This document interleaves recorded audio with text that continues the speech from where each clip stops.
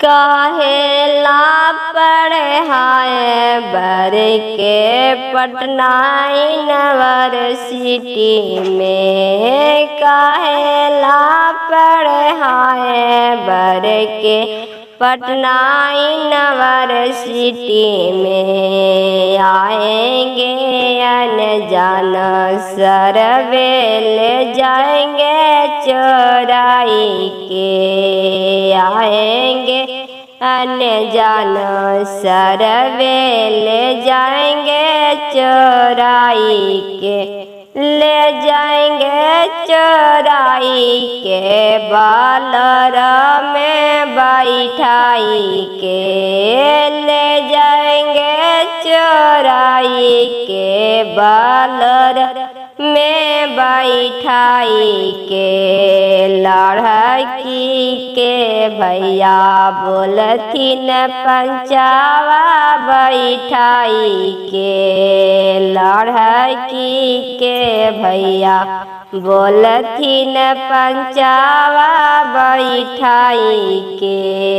बोलिए जियन जान दुल्हा क्या क्या चाहिए आंगन में, बोलिए जियन जान दुल्हा क्या क्या चाहिए आंगन में।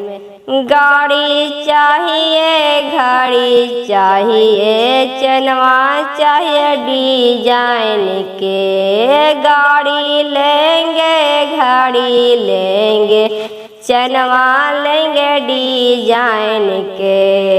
कॉलेज में के लड़की चाहिए फोटो खिंचवाई के, कॉलेज में के लड़की चाहिए फोटो खिंचवाई के।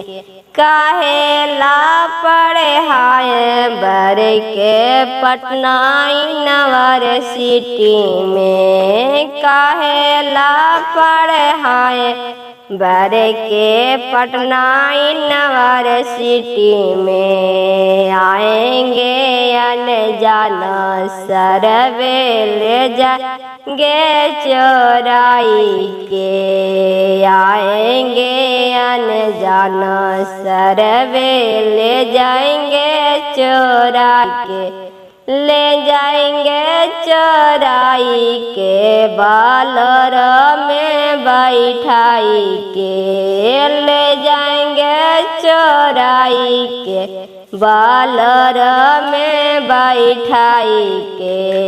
लड़की के भैया बोलथिन पंचावा बैठाई के, लड़की के भैया बोलथिन पंचावा बैठाई के।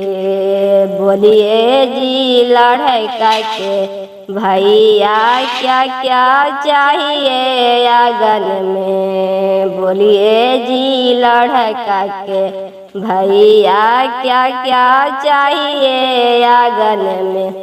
गाड़ी चाहिए, घड़ी चाहिए, चनवा चाहिए डिजाइन के, गाड़ी चाहिए, घड़ी चाहिए, चनवा चाहिए डिजाइन के। कॉलेज में के लड़की चाहिए फोटो खिंचवाई के, कॉलेज में के लड़की चाहिए फोटो खिंचवाई के।